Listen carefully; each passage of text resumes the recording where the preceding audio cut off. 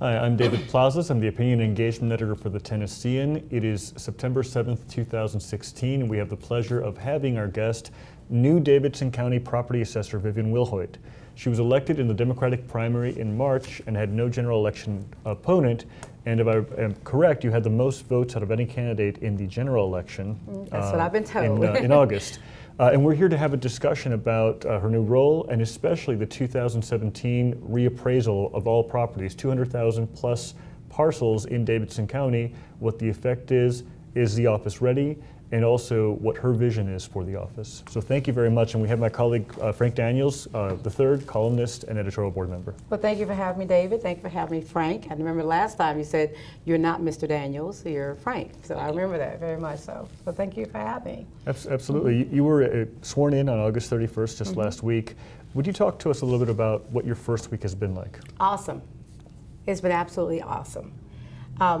The very first day, I swore in 57 deputy assessors, and they were all sworn in at 7:30 that morning.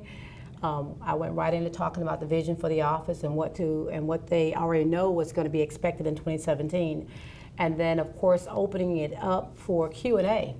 To hear from the people who I'll be working for directly. I have two sets of customers, I like to believe. I have my employees and also have the people of Nashville, Davidson County. And with that being said, I wanted to talk to my customers who were there right in front of me, whom I'll be working for and working with in reference to this critical 2017 reappraisal and thereafter.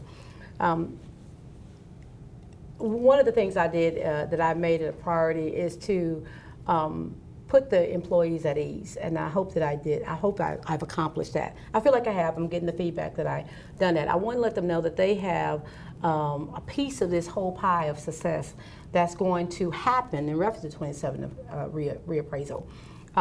Making them feel that they are of value, they are of worth, their work of what they've done over the years is extremely important. I mean, every 4 years we do this. It's repetitious. And for them, I'm sure it's probably gotten to be, kind of a ho-hum type situation. But we want to make it exciting in the sense that, even though you're doing repetitious work and we do this every 4 years and continuously it doesn't change, we want you to feel excited about it, and because you have put your mark on it in reference to what the people will be receiving next year, early April, and of course some of the things we're doing right now. So that was one of the primary things that I felt that it was very important that they feel like they have a buy-in in reference to what they do and what we do as an organization at the Office of Property Assessment. The second thing I wanted to create with them is that the door is open. I have to be honest with you, I do not care for where the office in itself is placed in the landscape of everything. It's way in the back. I want to be right there with them in the midst of everything. When people come in, they may see me, but I want the employees to be able to just get to me and not have to walk a football field to get to me or what have you, or anybody for that matter. Knowing what my budget is, and I'm not going to try to spend any money in reference to trying to rearrange the office or anything like that. But I am going to have an office right up in the area of the working people, of my employees, so that they can just walk right on in and see me. And they can still do that with the office that's way in the back. So that was one thing I'm really excited about, but it is what it is. And we can still make sure that I am transparent and everything is open for them. And then the third thing that I wanted to do in reference to them is to meet them one-on-one, which is what I'm doing right now. Every 15 minutes, for 15 minutes intervals, I'm meeting with the employees just to talk with them about what does they like about their job, what they don't like about their job. What would they do if they were to change, if they wanted to change one thing in the office. That's getting a great amount of feedback. And there are some things, ideas that they've provided that I was already thinking of, so that gave me confirmation, okay, maybe I'm going in the right direction. I'm glad I am in reference to what their thoughts are. And there were some ideas that they've brought before me that we can actually implement, low-hanging fruit. For instance, we do not have someone of Hispanic speaking in the office. That's something I definitely want to see happen. Never had one. So we need to have someone who speaks Spanish, as we have this growing population here in Nashville, and other languages as well. But of course, one of the most growing, fastest growing languages of the city. So when people of the culture come in and they also owning home, want to understand about how their property values were arrived at, or ask questions, we want someone there that can help communicate with them in reference to our responsibility. So I'm looking forward to doing that. You'd mentioned the property values and so forth. Sure. During your remarks during your swearing in, you had mentioned that 35% mark. Or higher. Or higher. Or higher. Would you talk a little bit about what the right now the thought is in terms of where this may be coming in, and how your assessors do the job that they do? Well, of course, as you know, by law, every 4 years we have to do this reappraisal, just to make sure people are not paying more than they're supposed to, and making sure people are paying what they should be paying. At this very moment, we're looking at property values. We're bringing in about 12,000 sales that we are at right now that we have to consider, maybe about 3,000 more sales that we must use in order to evaluate properties by 12/31/2016. As of 1/1, the reappraisal will actually begin, but in fact, the reappraisal is ongoing. It started while I was running for office, for that matter. So with that being said, we've already started. And what we're finding is that in this city that it's going to be crazy how some values are going to possibly double in its valuation. Making a point, we don't do taxes. We do not tax the consumers. We are the property valuation. We are the property assessors. And what we do is value the property. We apply the tax rate that's set by the mayor and the Metro Council. And that's all we simply do in that matter. How are we going to approach that? Communicating. That was also one of the topics of interest with the staff as well. Creating an open communication line so they'll know what's going on. We want consumers to know what's going on. Now, I do believe that consumers know that it's going to be a critical year next year. I think they're hearing that. I know that they are. We've heard it. We just want to make sure that the message is not confused with some of the other things that are going on to help bring the city along as where we need to be. But definitely with this massive reappraisal that's going to happen, possibly doing a double of the person's valuation of property. Some section of Nashville will not have a major increase. It'll stay the same, and some will pay a lower amount of taxes, or their valuation will be lower. So with that being said, we want to communicate that information to the people, letting them know that what are their options, what happens when they receive their their appraisal valuation in April. And when they do receive their appraisal valuation, what are their options?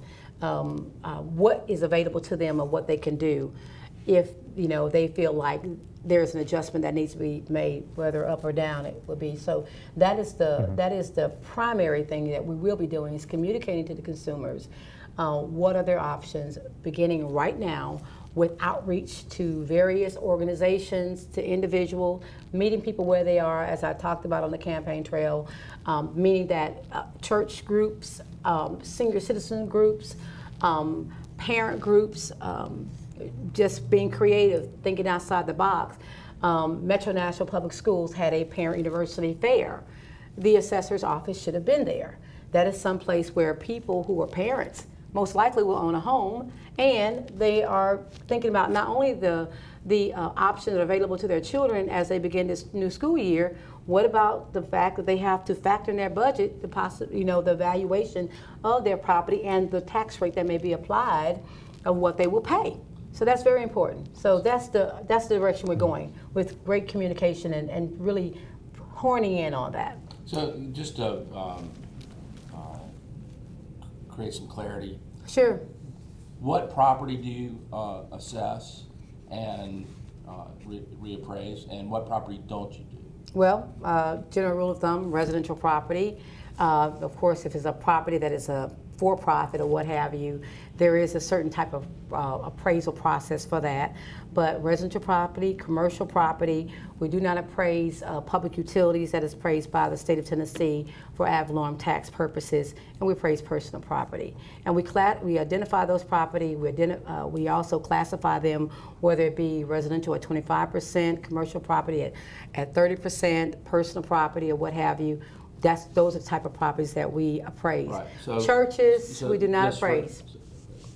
For not-for-profits, you don't appraise the value of their property? Yeah, not for, well, we appraise all the properties, to really be truthful, Frank. Okay. We appraise all of them. It's just that do we do an assessment on the property? But we appraise all of them. They're on the tax rolls, Okay. yes. And then when you said, just again for clarification, commercial property has a tax valuation that's different from residential? Absolutely. And what's the difference again? The difference is the percentage that they are appraised at. And I that- said 30 is 40%, sorry. 40% on commercial? Yes.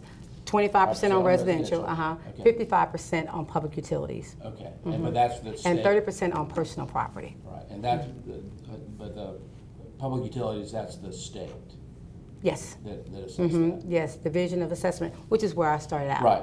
At the Public Service Commission. Given the changes in Nashville's economy over the last 5-6 years, commercial development has been certainly the headline grabber.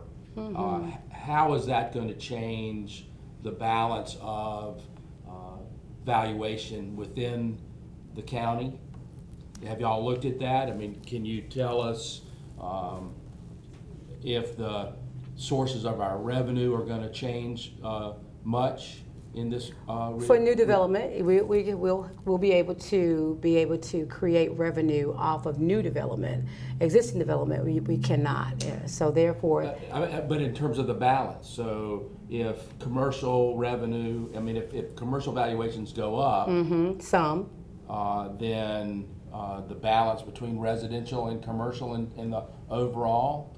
So it's the way taxes are done that we separate commercial and so we're not balancing the revenue from the two together. We balance residential against residential and commercial against residential. I know that by law the tax revenue must remain neutral. Yeah, in revenue the neutral. reappraisal. That's exactly right. I have not looked at the balancing out of what have you in reference to our appraisal of residential and our appraisal of the commercial. But I would believe that when you look at when you are actually doing the valuation and when you're trying to arrive at making sure you remain revenue neutral, that balance could go up or down either way for whether it be residential or whether it be commercial. I mean, it must remain revenue neutral.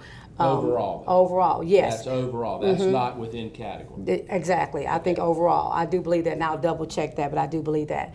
What we actually receive in reference to tax valuation, appraisal. I don't know why I keep saying tax because so long people have called us the tax appraisal, but we're not the tax assessor. Exactly, or tax appraiser. We are not. We're the property appraiser. We're the Office of Assessment, no doubt, and we appraise the valuation of property. But when you look at the two, we know that we cannot go beyond what we've made from the last years or so. Right. And going forward, we also know that we can only make revenue off of new existing construction. We also have to look at, what are the needs of the city? I mean, where we're trying to get at in reference to paying for fire and school and roads and what have you, because that's basically what the what the taxes actually provides to the city to be able to pay its bills. About 42% of what of the budget comes from what we do, and that's probably one of the most stable revenue streams that the city has. Now, one of the things that I was curious that you were saying, your initial assessment says that there's going to be parts of the county where property valuations are going to decline. Yes. There may be, exactly. Overall, the average of the county, it could be overall average increase about 35% or higher in reference to assessments or the appraisals of values. There are some areas that may not be above the overall average. There may be some areas that's going to be above the average. Right.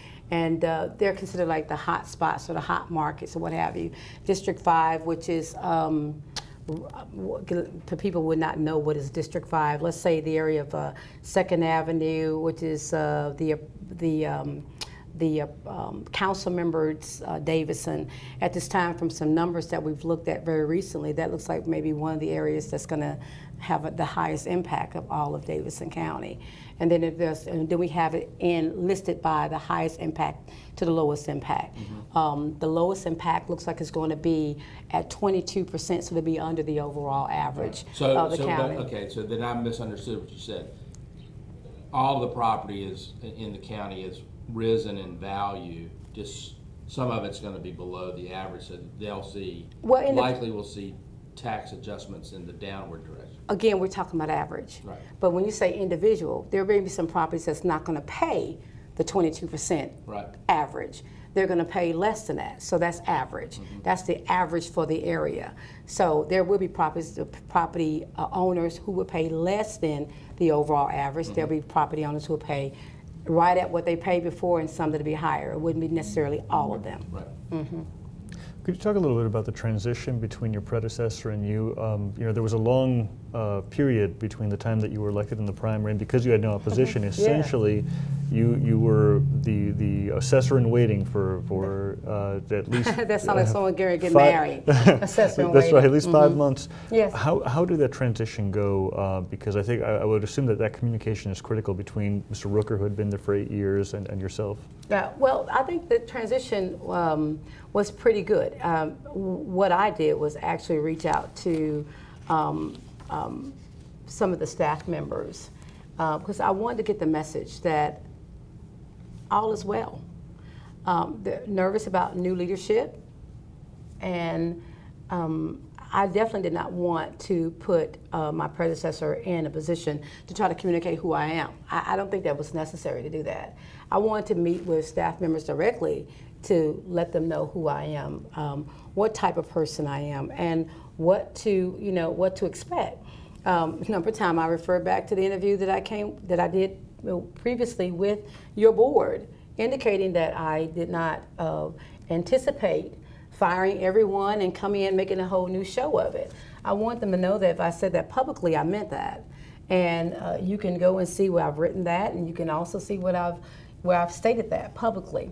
So the transition was just to educate myself on some policies and procedures that are already happening, to reduce my learning curve on things that I need to know once I take the office, and to send the message that we're going to be okay. And I feel very confident in reference to me being here. Of course, there's still naysayers that exist, but hopefully I can change their mind. If not, we're just going to keep it moving because we plan on taking care of the people of Davidson County. So the transition, I think, went pretty well. George and I did meet for lunch. Wouldn't let me pay for his lunch. I tried my best to, and we talked about some things that that I would be facing once I take the office, and I welcomed that information. It was very good. It was a very good meeting, and I've reached out to others who've helped in the sense of being on a transition team, who kind of helped me to come along in making some decisions on some very critical issues, or just on some issues in general in reference to setting the office up and preparing for me to. What are the things that keep you up at night, the things that worry you the most? Keep me up at night? Nothing right now. I'm serious. I feel very confident in me being here, that there's nothing that keeps me up at night at this moment. But what do I think about the most when I'm in the office? I think about putting in place the outreach program, the program that is going to help, hopefully, people to make informed decisions. What I think about the most is how we can communicate the availability of tax freeze, tax relief, tax deferral that could help those to possibly not be taxed out of their home, but also knowing that it's not my responsibility because the state of Tennessee legislators did not give our office that responsibility to qualify people for those programs.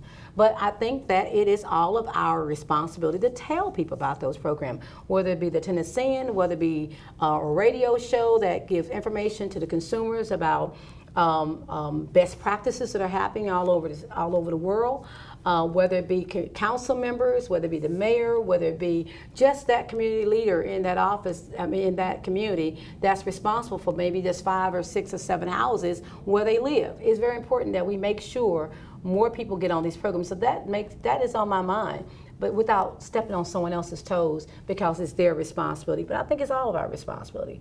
I also think about the fact along that line of consumer outreach and making sure people are informed about their options is how we will not only convey that appealing your appraisal is something you can do. You can do it informally. You can do it formally. But appealing your appraisal and coming to our office and seeing that we are transparent, we want to definitely receive any information you may have that says we may need to adjust our appraisal. That is very important. Those are the type of things that I think about. They don't keep me up at night because I know that we're going to face the challenge and accomplish the challenge. I know that because we're thinking about it. We have a plan in place, and it's going to be just a purposeful, proactive approach to communicating with the people of Nashville, Davidson County. Very good. Now, with the other tax districts that exist, Belmead, some of the other ones, what's the relationship that you have with appraising property there and those communities? Oh, you mean like the satellite cities or what Yes. have you? Well, we appraise those. We appraise those properties, so I'm not aware of any unique relationship. But I'll look into that. You know, if there's something that's exceptional to the rule, I'll definitely look into that. I'm not aware that just say what are the relationship other than the fact that we need to identify, classify, and appraise those properties as they exist because they're in the purview of Davidson County. Right, so you're responsible for the valuation in the satellite cities just like you are for every dwelling and commercial building in I'm under the impression that we are, but if we're not, we'll update this interview and say how we're not responsible. But you know, the only part I know in reference to at this moment, in reference to our relationship, is whether they're in the urban service district or the general service district. And that's where we will be dealing with in reference to applying whatever rate that's been set, and there's two that's already set, that's been set, and applying it to the valuation of property that we appraise, Right. which is what we're responsible for, just the appraisal part. Then you said you swore in 57 deputy assessors. Deputy assessors. How much? Awesome deputy assessors, I like to How say. much turnover has happened with the change in leadership? I say zero. I would almost say zero. And when I say zero, we're talking about one person who left for a better opportunity in mapping. Prior to my taking the office on after August the 31st and being sworn in, one person retired, but that happened, but they had put in their retirement prior to the March 1st election. So with that being said, zero. And I like to say, Frank, that is that will continue. I am purposeful in ensuring that people feel that they are important and what they do is important. That office does a tremendous amount of work. I give credit to the people who are there because they do the work. They make the leaders look good, and that's true. That goes back to what I said earlier, working for the state of Tennessee. While you may have different parties that take over as leadership, it's still your responsibility working for the state of Tennessee or wherever you may work to do the very best that you can to make that office and make that organization be the most positive and be the best that it can be in the eyes of the public. Right. It doesn't say that you should do something wrong or compromise your, compromise any type of doing something illegal, let's put it that way.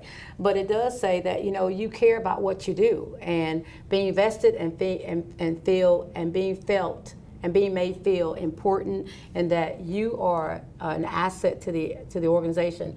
I think extremely important to any success of any organization. Not having turnover means you're not having to train a bunch of new assessors in a time periods, which would create a whole host of issues. So that's good to hear. That's awesome. And to go further with that, to help them to be able to continue to do their job and to accomplish their responsibility, we do a reiteration of your responsibility. If you do refresher courses, next Monday, I believe, or Monday or Tuesday, we'll be beginning a training session with the appraisers just to remind them about the process. I'll be there, because of course I have not done my appraisals since I started out as a young freshman, as a young employee of the Tennessee Public Service Commission, as I'm now a young employee of the Office of Assessment.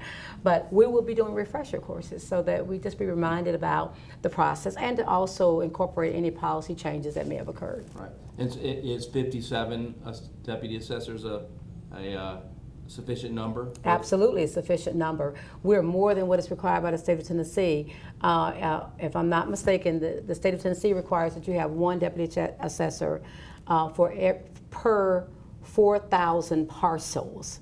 And we are well above that. Mm-hmm. Mm-hmm. What would be the statutory staffing? Do you know? How many parcels are you assessing? 244,000 parcels that we are assessing. Residential. Mm-hmm. Personal property, about 27,000. Commercial property, I can't give you the solid number on it. But no, 244 parcels in general, period. So that would be 41 deputy assessors required, and you have 57, correct? Okay. More than enough.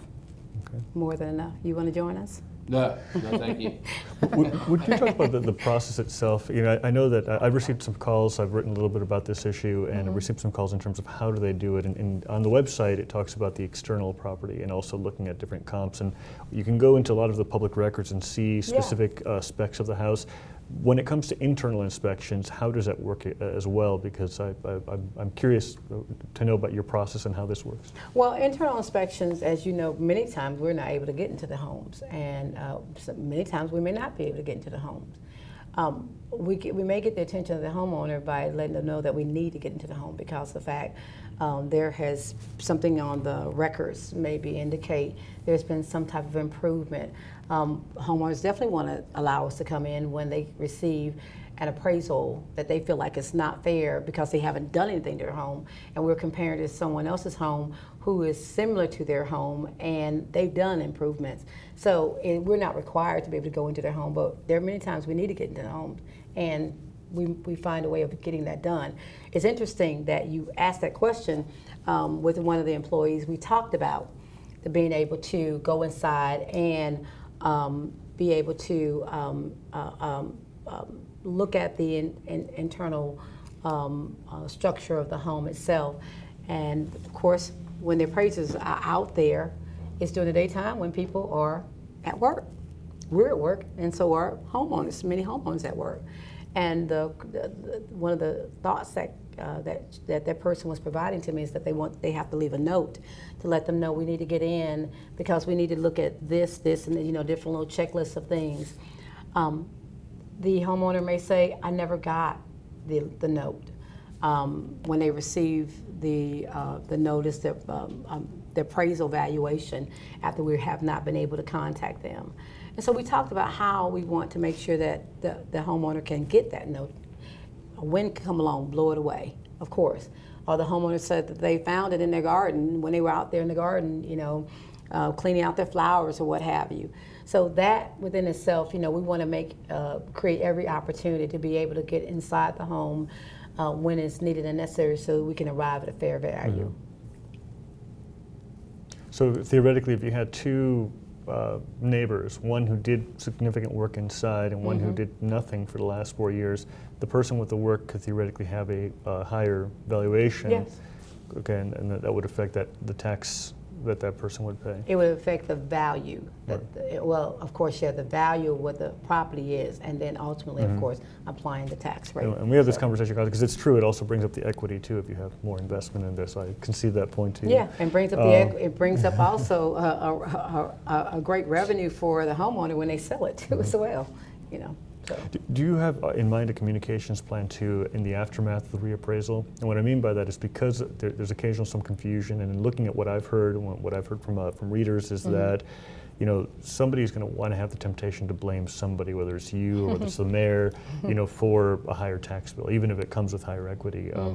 What are some of the things that you think about in terms of being able to communicate that in the aftermath of it? Because I think taxes are going to be due in October for the new appraisal in October of 2017. Well, the notices will go out in April. I think in this whole process, someone's going to always want to blame somebody. So factor that in as a constant. It's going to happen. Hopefully, it won't be as many people wanting to blame somebody. That's why I talked about the fact of communicating with the people, explain to them about the process.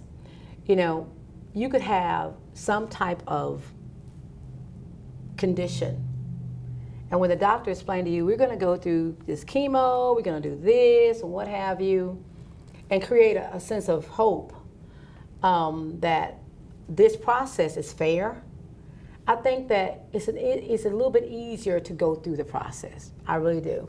So in this situation of the appraisal and knowing that knowing that people will blame somebody and will definitely try to point at whether it's our office or their other elected officials or whatever the case may be, I think it's important that people understand the process first. And I think that is something that I wouldn't say have been missing, but I think more people need to know about.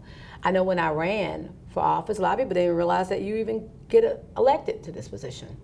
And then they would ask the question, what is it that you do? And I would say, do you own a home? And they say, yes. Well, you definitely need to know what I do because we set the valuation of your home. And that's important.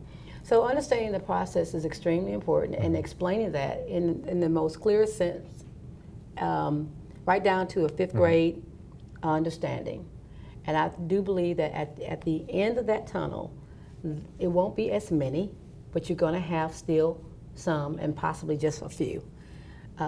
This is a win-win situation. I rather restate that. This is a perfect storm. The city is doing wonderful in becoming the IT city, but at the same time, we have our woes in us getting to that status. And the fact of thinking about someone being taxed out their home, it's just unthinkable. So for that person to understand the process and then realize I could freeze my property, or I could get money back from the state through relief that can help me. Or if I choose one that some people don't like the idea of the deferral, that because you defer your taxes until you pass away or what have you, still it allows me to stay in my home. Those are the options that are available to you. So I think at the end of the day, the educating part is very important, and it would help make less people that say they're blaming someone else, and that's okay. Sometimes people need to be able to vent. That's okay. It just comes with the position. I appreciate that very much. And I started thinking about commercial properties. I'm thinking about the short-term rentals now that are currently the city is trying to understand how to regulate those, and that's a commercial use within a residential area. Yes. And so I'm sure you've only been a week on the job now, but certainly going to be something that's going to be unusual in the way that the assessor's office will have done. You're correct, David, and we've touched it a little bit. That is interesting how they can still be appraised as a residential property. And there's other case laws that have to create some because there are other areas that have done this. But we're looking at that, but it seems like it's kind of not fair the way it's done. Still gathering information. Still gathering information on it to understand it. Do we appraise a house that's being rented versus being owner occupied differently? You appraise it no matter what. But it is the rate that's applied that. But you have nothing to do with the rate. No, I don't. But whether it's the 25% or the 40%, being that is residential or commercial, how is it looked at? And I can't recall exactly what our discussion was, and I will definitely get back with you on that. That would be very interesting if you wanted to assess, if you wanted to put a commercial rate on a house that's zoned for residential. That's right, but so you're making the determination that if it's temporarily being used for rental purposes, then you're No, gonna charge a different. were you not talking about Airbnb in reference I was, to? but it's still relevant to what Frank is Right, talking about. okay. It doesn't matter whether it's Airbnb or anything else. Well, you know, I think what happened with the Airbnb is that it's kind of like operating as a motel. I mean, by being a short-term rental. I mean, it is the word rent. And for that matter, you're going to a hotel and you're renting for a day or what have you. I think it's because the fact it's acting as a Well, motel, and the how many motel. homes in this area over in this rent out a room to college students and whatever? Do you assess those differently? Again, it's still residential, but I think having to do with being it short term, the length of the short term, whether it be for a month or 3 months, I cannot remember exactly the details behind that, but it's nevertheless, still, it is in reference to the length of time that's being rented that puts it in a certain category. We'll have our head wrapped around it, and it'll be a fair appraisal when we provide it. I just don't know right at this very moment the answer to that question totally, but we've touched on it and we've talked about it. I just don't know the answer to that question right now, but I'd be glad to follow back up with you on it. I think this is not an assessor issue. This is a Metro Council issue that they wish to count how many angels are living on some of these pinheads. Yeah, I agree with that. You know, because they want that. Well, I think they want to look at the fact of, you know, are they fairly paying their share of taxes? Part of that, and that's the whole ideal about it, regulating them and getting them to pay into the city coffer because they're operating in a sense like something else that we're asking them to pay the taxes. So that would be the case, and I think we need to also be aware of how that is going. We need to be aware of that as an office of assessment. Now, any more questions before we get to our conclusion? Any final words for the public or for us that you'd like to share? Well, I do want the public to reach out to us if they have any question in reference to their property, their appraisal. Of course, there's nothing we can do right now as far as any appeals they can make in reference to the evaluation, but be mindful of notices that come into the mail. Be very much aware of deadlines so that you can take advantage of certain opportunities in order to have us look at adjusting the appraisal. Definitely make yourself informed about the other options in reference to tax freeze, relief, and deferral that could possibly either help you or someone in your community. And let us know, you know, your thoughts. We're not perfect, no one is, but we want to get it right, and that's something we're going to strive for, and we will be successful. And know that we still have a great office that has the expertise and the background to ensure that you receive a fair appraisal. And just work with us. And we're looking forward to 2017. Although critical, it is something that, you know, even as a homeowner, you'll get through that. And hopefully we can keep people in their homes and continue to be the city that we are. Well, thank you very much, Property Assessor Vivian Wilhoite. We thank the public on Tennessean.com and our different platforms. You can always reach me at dplazas@tennessean.com, and thank you very much.